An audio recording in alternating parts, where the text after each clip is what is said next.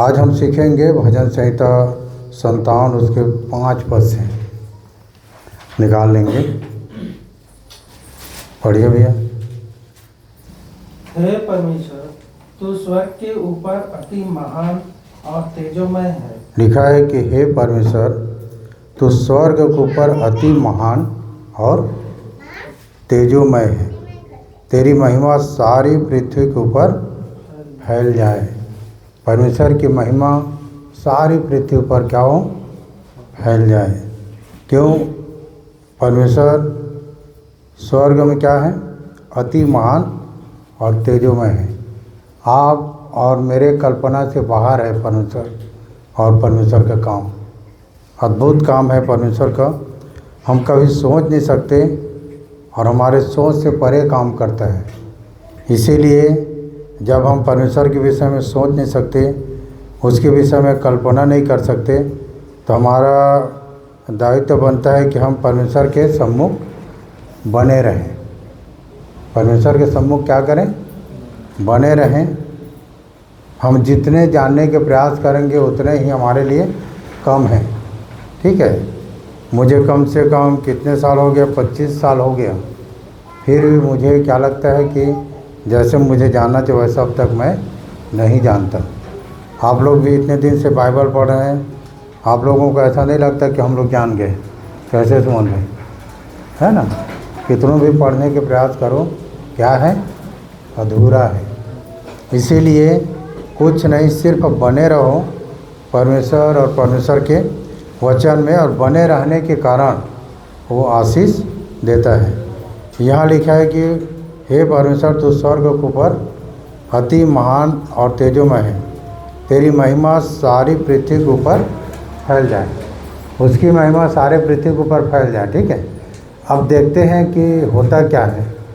रोमी 1 उठे उसके 18 पद ध्यान से सुनिएगा।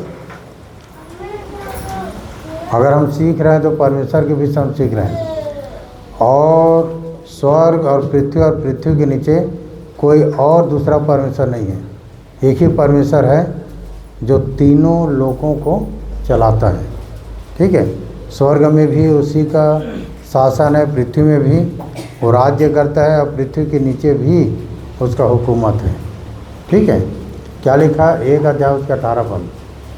परमेश्वर का क्रोध तो उन लोगों की सब अभक्ति और अधर्म पर स्वर्ग से प्रकट होता है। हाँ, परमेश्वर का क्रोध तो उन सब लोगों की अभक्ति और अधर्म पर स्वर्ग से प्रकट होता है ना? परमेश्वर का क्रोध कहाँ से प्रकट होता है?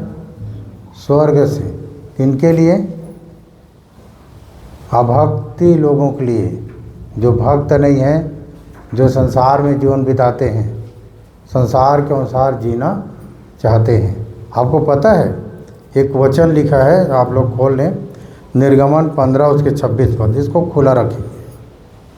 यदि तू अपने परमेश्वर यहोवा का वचन तन मन से सुने। लिखा है, और यदि अपने परमेश्वर यहोवा का वचन तन मन से सुने।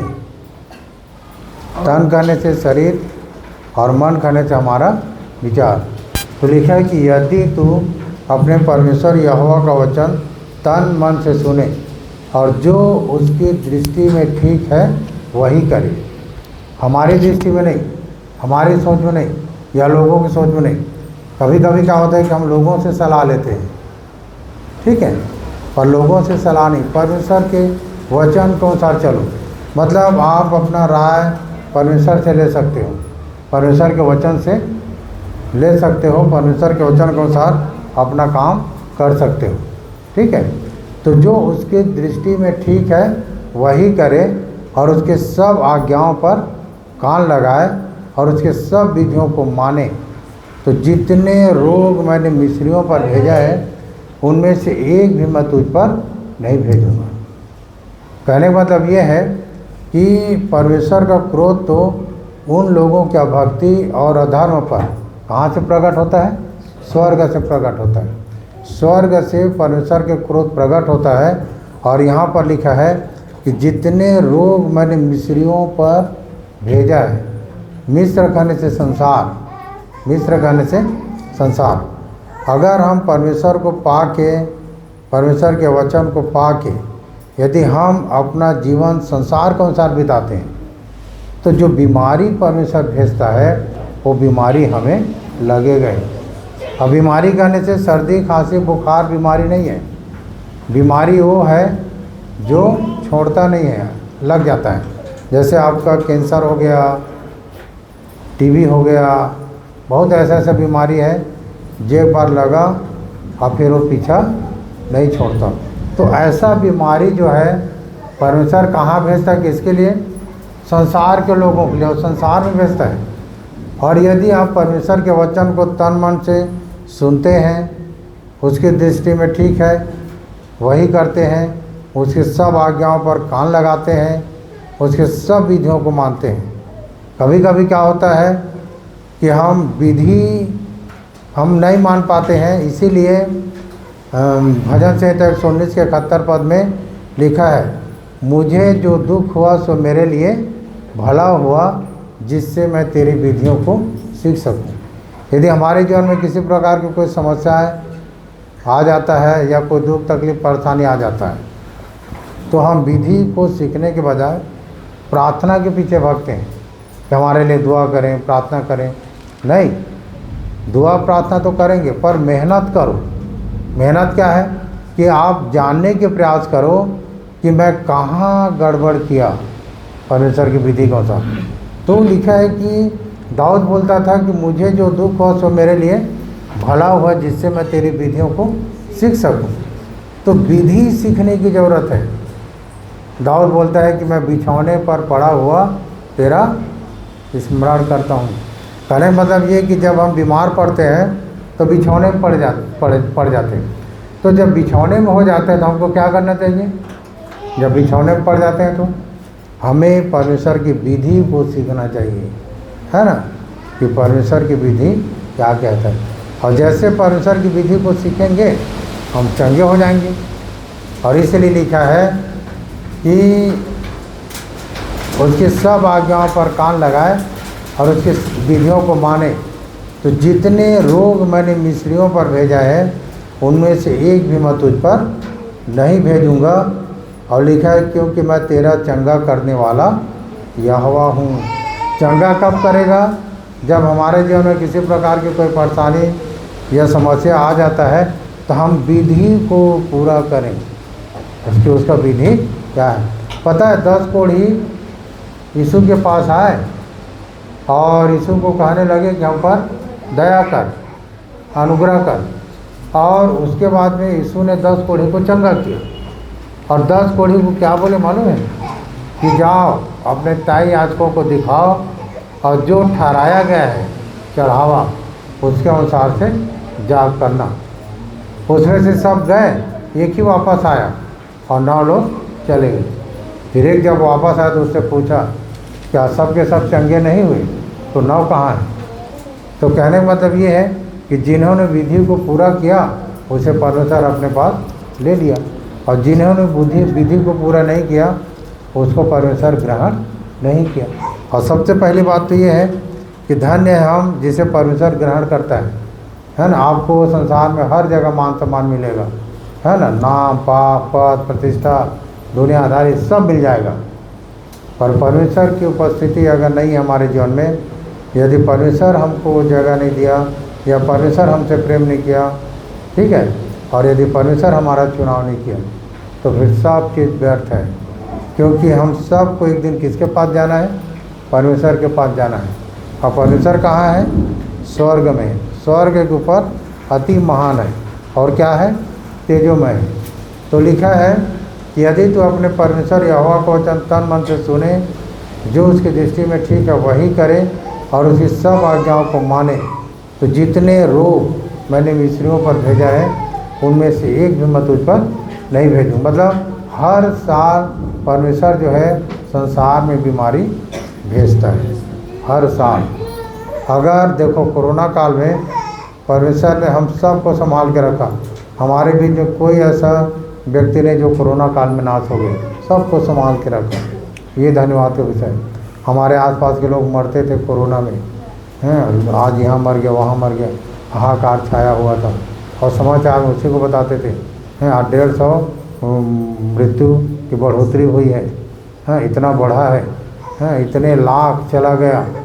लोगों के अंदर एक भय था कि क्या होगा।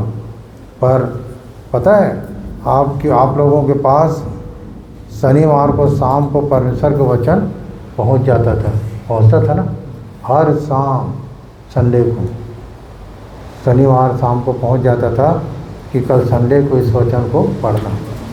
हम घर में ऐसी स्थिति में भी परमेश्वर के वचन को पहुंचाकर आप लोगों की वचन के द्वारा रक्षा किया गया। इस सब परमेश्वर की ओर से है। और जब आप लोग बने हुए थे तो संसार में जो बीमारी भेजा था उसमें से एक बीमारी लगा क्या? नहीं लगा। ये है, इसीलिए लिखा है कि आप परमेश्वर के वचन के अनुसार जब बने रहोगे तो एक भी बीमारी आपको नहीं लगेगा। एक बात और लिखा है, देखो व्यवस्था 6:25। और यदि हम अपने परमेश्वर यहोवा के दृष्टि में और यदि हम अपने परमेश्वर यहोवा की दृष्टि में उसके आज्ञाओं के अनुसार इन सारे नियमों के मानने की चौकसी करें तो यही हमारे लिए क्या होगा? धर्म होगा, है ना। और यदि हम अपने परमेश्वर यहोवा की दृष्टि में, हाँ, इन सारे आज्ञाओं उसके आज्ञाओं के अनुसार इन सारे नियमों के मानने की चौकसी करेंगे तो यही हमारे लिए क्या होगा? धन्य होगा। तो उसके नियम को मानने की चौकसी करना, उसके आज्ञा के अनुसार, उसके आज्ञा के अनुसार, ये हमारे लिए धर्म है। ये हमारे लिए क्या है? धर्म है। वहाँ पर लिखा ना, और परमेश्वर का क्रोध स्वर्ग से प्रकट होता है ना। इनके लिए, उनके लिए जो अभक्ति और अधर्म पर जीवन बिताते हैं। तो अधर्म और भक्ति, तो धर्म क्या है? अपने परमेश्वर यहोवा की दृष्टि में उसके आज्ञाओं के अनुसार इन सारे नियमों के मानने की चौकसी करें, यही हमारे लिए धर्म ठहरेगा। परमेश्वर हमसे किसी से दूर नहीं है, किसी से दूर नहीं है। परमेश्वर कितना नज़दीक है मालूम है? हमारे आस पास है। पेटों के काम पर बढ़ोगे तो वहाँ लिखता है कि टटोलोगे और पा जाओगे, तो अभी हम में से दूर नहीं है। मतलब हमारा मन नहीं लगा है परमेश्वर की ओर, सिर्फ ये है। इसीलिए यीशु ने कहा ना, मन फिराओ क्योंकि स्वर्ग का राज्य निकट। आपका मन फिर गया और परमेश्वर की ओर लग गया तो परमेश्वर को पा गया, वो ज़्यादा दूर नहीं है।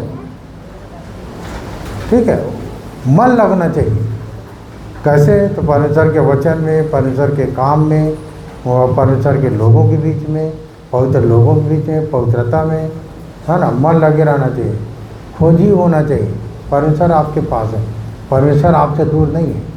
परमेश्वर को खोजने के लिए आप नदी, नाला, पहाड़, ये सब जगह जाने की ज़रूरत नहीं है, सिर्फ मन फिराने की ज़रूरत है। अगर आप मन फिरा लिए, और मन फिराना मतलब संसार और संसार के सारे बुराइयों को छोड़ना है और संसार और संसार के उन कामों से दूर रहना है, इसी को मन फिराव बोलते हैं।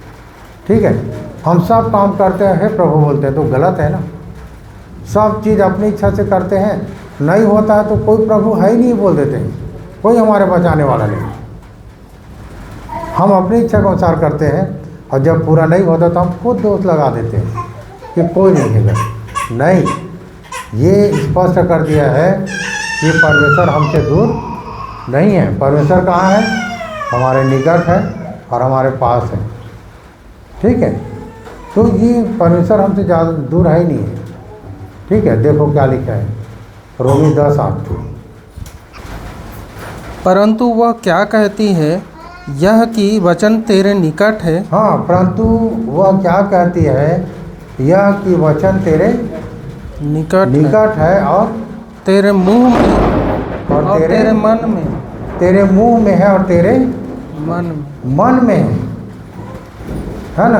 परंतु वह क्या कहती है, यह कि वचन तेरे निकट है, तेरे मुंह में और तेरे मन में है। आगे, यह वही विश्वास का वचन है जो हम प्रचार करते हैं। हाँ, यह वही विश्वास का वचन है जो हम प्रचार करते हैं। आपके बीच में क्या कर रहे हैं? प्रचार कर रहे हैं उस विश्वास के वचन के। उस विश्वास के वचन की क्या करें हम लोग? प्रचार कर रहे हैं। तो हमसे दूर नहीं है, परमेश्वर के वचन हमसे दूर नहीं है। देखो रोमी 1 उसके 18 पद से भी पढ़ना।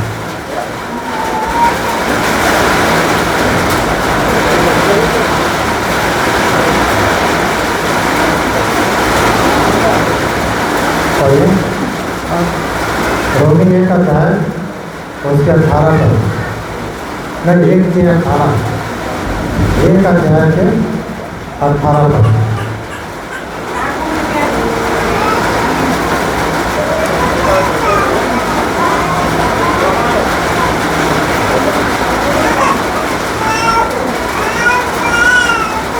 परमेश्वर का क्रोध तो उन लोगों की सब अभक्ति और अधर्म पर स्वर्ग से प्रकट होता है। हाँ, और परमेश्वर का क्रोध उन सब लोगों की अभक्ति और अधर्म पर स्वर्ग से प्रकट होता है। और जो सत्य को अधर्म से दबाए रखते हैं, जो सत्य को अधर्म से दबाए रखते हैं। आगे, इसलिए कि परमेश्वर के विषय का ज्ञान उनके मनों में प्रकट है। इसलिए कि परमेश्वर के विषय के ज्ञान सबके मनों में प्रकट है, और परमेश्वर ने प्रकट किया है सबके अंदर, सबके हृदय में परमेश्वर का वचन है सबके अंदर।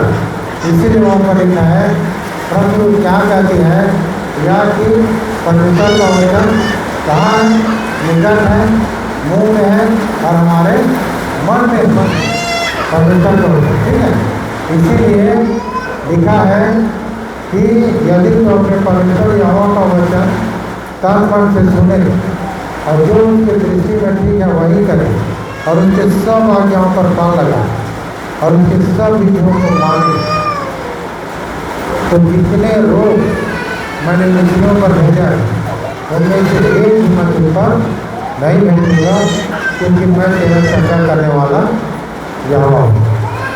चलिए भाई, इस वचन को आप लोग ध्यान कीजिएगा, क्योंकि आप समय नहीं ले रहा, पानी गिर गया, और हम परमेश्वर के वचन की आदर रखते हुए उनके वचन का अपमान ना हो।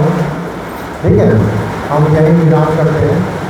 तो हम ध्यान से यूट्यूब में डालेगा, परमेश्वर के वचन को सुनिए कि क्या कहता है परमेश्वर को।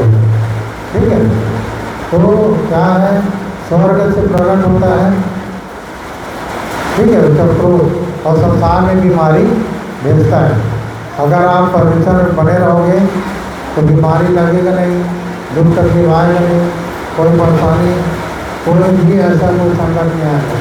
हर तरह से परमेश्वर आप लोगों को संभाल के रखेगा। बने तो रहो, और बने रहने में ये सारी आशीष है, देखा ना, बने रहने के कारण ये आशीर्वाद पर पूरे होंगे। तो सिर्फ बने रहने के कारण, जब आप बने रहोगे तो परमेश्वर का आशीष आप लोगों के जीवन में बना रहेगा। ठीक है, तो परमेश्वर के वचन को जानने की और समझने की प्रयास करना। परमेश्वर का वचन सरल है, कठिन नहीं है। हम नहीं पढ़ते हैं, बड़े नहीं रहते हैं, इसीलिए परमेश्वर का वचन हमारे लिए कठिन हो जाता है, बहुत ज़्यादा कठिन हो जाता है, नहीं पढ़ने नहीं निकालना। आपको पता है, ये बाइबल का वचन जो है मुहर किया हुआ है, मुहर बंद है। ठीक है, और हम जब समर्पण देते हैं, जब हम मन गिराते हैं, जब हम प्रभु को अपना जीवन देते हैं और जब उनके भय में रहते हैं, तो परमेश्वर अपना भेद खोल देता है ना। जो भय मानते उस पर अपना भेद प्रकट करता है। भजन देता 25-14 जब पढ़ोगे तो ये आप लोगों को मिल जाएगा कि क्या धन्यवाद जो उसका भय मानते हैं और उसके लिए भेद खोल देता है, उसके दरवाजों के लिए। ठीक है, तो आप जब भय मानोगे तो परमेश्वर का क्या होगा, वचन आपके लिए प्रकट होगा। ठीक है, तो इस तरह से परमेश्वर के भय हमारे जीवन में बना रहे और कोशिश करें कि हम बचे रहें संसार और संसार के बीमारी से। भूल करें तो कोई बहुत बड़ी बात नहीं है, आप परमेश्वर के वचन में थोड़ा जागरूक नहीं लगेगा, क्योंकि परमेश्वर का वचन जीवित है, प्रबल है और हर एक दुधारी तलवार से भी बहुत अधिक चोखा है, और वह गांठ गांठ और गुदे गुदे को आर पार करके फेंकता है और मन की भावनाओं और विचारों को जांचता है। परमेश्वर का वचन क्या है? जीवित है। ठीक है, तो दुआ करें।